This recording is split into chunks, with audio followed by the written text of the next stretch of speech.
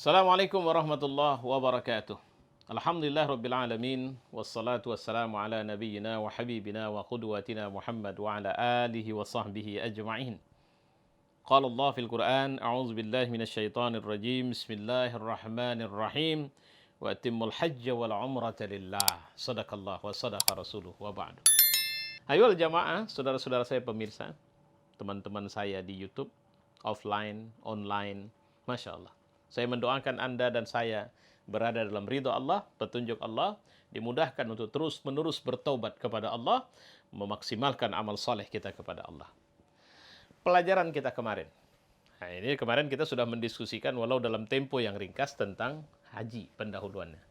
Yang harus kita ingat, penjelasan saya kemarin, pertama, jangan pernah tidak membangun niat untuk berangkat haji. Ustadz, saya bangun niat apa sudah ada duit dulu? Oh jangan. Duitmu urusan nanti itu. Mulai dari hari ini tekadkan. Berapapun jumlah uangmu, silahkan tabung itu. Itu ikhtiarmu. Ya. Jadi yang pasti, bangunkan niatmu dan silahkan mulai menabung walaupun sebulan kau cuma sanggup menabung Rp2.000 saja. Itu yang pertama. Yang kedua, yakini bahwa haji ini undangan Allah. Ketika haji ini undangan Allah, maka sebenarnya kau tinggal membangun hubungan baikmu dengan Allah Subhanahu wa taala. Tidak ada istilah bahwa haji itu harus tua dulu, tidak ada istilah bahwa haji itu saya sudah tua, saya sudah 80 tahun tidak mungkin bisa berangkat. Saya cuma nenek tua, anak-anak saya orang miskin dan sebagainya. Pak, jangan mulai dari dirimu. Bu, jangan mulai dari keadaanmu. Mulailah dari keyakinanmu bahwa Tuhanmu adalah Tuhanmu. Allah Rabbul Alamin. Qadirun ala kulli syai'. Dia berkuasa, dia sanggup melakukan apa yang dia mau. Jadi ini dua hal yang kemarin kita diskusikan. Nah sekarang saya ingin sampaikan bahwa Ustadz, 4 sehat 5 sempurna. Haji ini semacam 5 sempurna. Kalau makanan dia susu. Penyempurna dari semua gizi dan vitamin yang saya harus asupan saya setiap hari. Nah pertanyaannya sekarang, apa yang harus saya siapkan ketika saya berangkat haji? Apa yang harus saya lakukan? Nah ini yang harus kita perhatikan. Di luar sana, banyak orang-orang berangkat haji, saya melihat kecenderungan sudah mulai melenceng dari nilai-nilai syariat.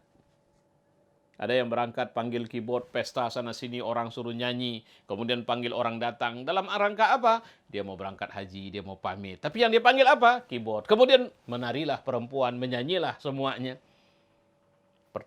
Apakah itu sesuatu yang disyariatkan dalam agama? Kalau Anda sudah akan berangkat beberapa waktu mendatang, cari tahu. Apa sunnah yang ditinggalkan Nabi untuk orang yang akan berangkat haji? Apa yang harus kita lakukan? Ya. Ketika kita mau berangkat haji itu. Ini yang sebenarnya menjadi catatan penting yang harus kita perhatikan. Dalam suratul Baqarah ayat 197 Allah ada mengatakan, "Wa tazawwadu", siapkan bekalmu. Jadi ketika saya sudah membangun niat untuk berangkat haji. Nanti kita akan bicara tentang filosofi ibadah haji ini, ya. Ketika saya sudah membangun niat, lantas saya harus memikirkan apa i'dad. Apa bekal yang harus saya siapkan untuk berangkat haji itu? Itu yang harus kita perhatikan. Karena terus terang, kalau kita bicara berangkat haji, orang memikirkan, kalau perokok dia mikirin gimana cara rokoknya bisa sampai juga ikut berangkat haji.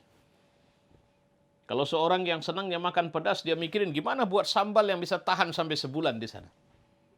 Jadi ada orang yang mikiri makanan yang dia bawa, ada orang yang dia mikiri tentang perbuatan makruh yang akan dia langgengkan sepanjang melaksanakan ibadah haji. Ada orang yang mikirin duit yang harus dia bawa karena dia butuh membeli oleh-oleh yang banyak. Seorang itu berangkat dan dia akan melaksanakan sesuatu sesuai dengan kadar niatnya. Kalau kita menyiapkan bekalnya duit, saya bilang, percayalah Pak, Bapak nggak akan betah, Ibu nggak akan betah duduk di 2 masjid. Tidak akan betah melaksanakan ibadah di sana. Tidak akan betah untuk mengkhatam Quran di sana. Masya Allah, la haula wa la quwata illa billah. Saya banyak memperhatikan dari jemaah umroh, jemaah haji. Masya Allah, 1 bulan lebih loh kalau haji. Tapi khatam Quran tidak. Rata-rata kalau umroh 9, 12, 14 hari. Tapi juga jangankan khatam Quran, separuh Quran tidak terbaca, 10 juz tidak terbaca, bahkan ada yang 5 juz tidak terbaca. Ngapain ente di sana? Masya Allah. Para orang tua saya, bapak-bapak, ibu-ibu, saudara-saudara, saya perlu sampaikan. Ketika kita berangkat haji, sebenarnya kita sedang dipilih. Tahu berapa banyak jumlah umat Islam di muka bumi sekarang? Lebih dari 1,5 miliar loh. Tahu berapa banyak dari 1,5 miliar yang dipanggil untuk berangkat haji setiap tahunnya? Ini di luar COVID. Rata-rata 3-4 juta orang tumpah ruah di sana. Berapa persen dari 1,5 miliar itu?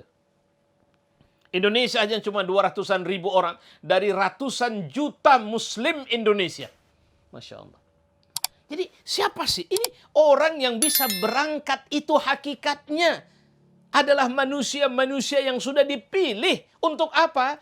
Untuk ikut seleksi. Seleksi apa? Seleksi untuk saya bilang menjadi warga surga. Kenapa saya mengatakan warga surga?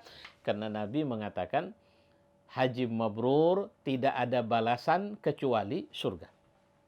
Kalau saya sholat maka disebutkan pahalanya sekian. Saya sholat jamaah, pahalanya sekian. Saya baca Quran, setiap huruf, pahalanya sekian. Tapi kalau haji, jika mabrur, surga. Bagaimana cara supaya haji kita mabrur? Jawabannya sederhana. Ikut manasiknya Rasulullah SAW. Ikut apa yang disuruh Nabi lah. Gak usah macam-macam aja lah. Satu macam saja. Kenapa? Nggak lama kok. Haji itu dari mulai wukuf sampai tahallul. 3, 4, 5 hari. Kita selesai 5 hari itu sekaligus itu pelantikan. Itu prosesi tes yang luar biasa yang menentukan kita layak atau tidak layak mendapatkan surga Allah Subhanahu wa taala.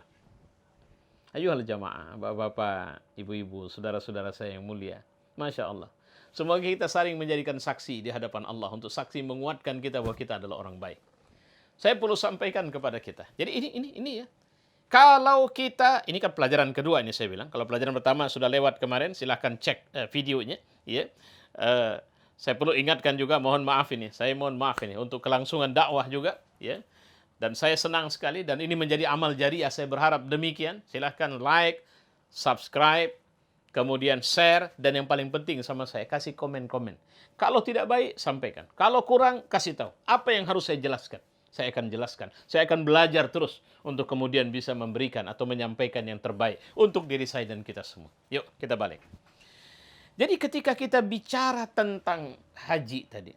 Pertama, kita yakin ini undangan dari Allah. Kedua, pertama, bangunkan tekad. Yakin undangan dari Allah. Ketiga, mulai setelah bangun niat, siapkan bekal. Siapkan bekal ini apa maksudnya? Saya tadi mengatakan, kalau duit yang kau bawa, percayalah, kau akan lebih lama di warung kopinya, di tempat makannya, di tempat-tempat jalan-jalannya, ketimbang kau melakukan ibadah ketundukanmu kepada Allah Subhanahu wa taala. Ini. Kalau semangatmu mau jalan-jalan, mau tahu Jabal Mahnet di mana, mau ngerti Taif di mana, mau tahu kebun kurma di mana, mau tahu pasar kurma di mana, mau tahu tempat ini di mana. Pokoknya tempat-tempat wisata, tempat-tempat makan enak, bahkan makan kuliner-kuliner Indonesia di sana. Percayalah, kau tidak akan mendapatkan mabrur haji. Bahkan ini debatable. Saya mohon maaf, ini pendapat pribadi saya. Kalau ketika Bapak melaksanakan ibadah haji tapi Bapak masih melanggengkan merokok, mohon maaf. Saya mengatakan ini bukan karena saya menyalahkan. Karena saya menghormati pandangan ulama yang mengatakan ini masalah khilafiyah. Ada yang mengharamkan rokok, ada yang memakruhkan rokok. Tapi saya cenderung mengatakan, hindarilah hal-hal yang makruh itu. Apalagi sudah sampai pada tingkat candu. Itu dia. Jadi, apa sih bekal yang harus saya siapkan kalau begitu?